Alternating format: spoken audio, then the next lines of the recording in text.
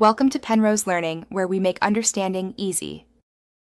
Open a terminal and locate your Neofetch config file in your home directory.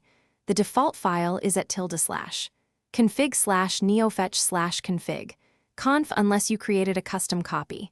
Back up the file before editing by copying it to config. Conf. Back in the same folder. Open the config. Conf with a text editor such as Nano, Vim, or Code. Find the image source setting and image backend lines under the image block. Restart Neofetch after edits to apply new settings now. Open your image file and note the absolute path for image source in config. Conf. Use PNG or JPEG images. Animated GIF may not display in all backends. For FAY, set image backend equals FAY and image source to the full path of your image.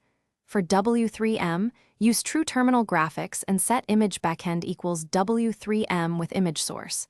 To use ASCII art, set image backend equals ASCII and optionally set ASCII colors to 256. Save change, enable image source remote, or set image source to a cached path for remote images.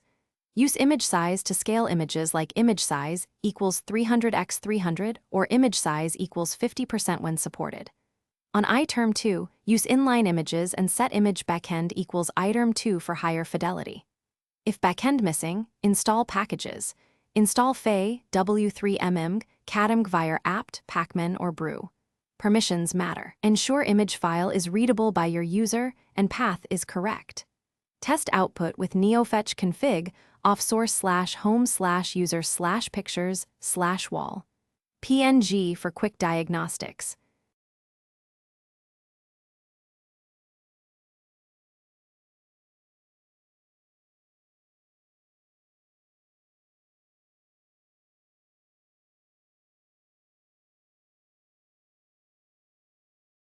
Thanks for watching. If this was helpful, leave a like and consider subscribing. See you next time.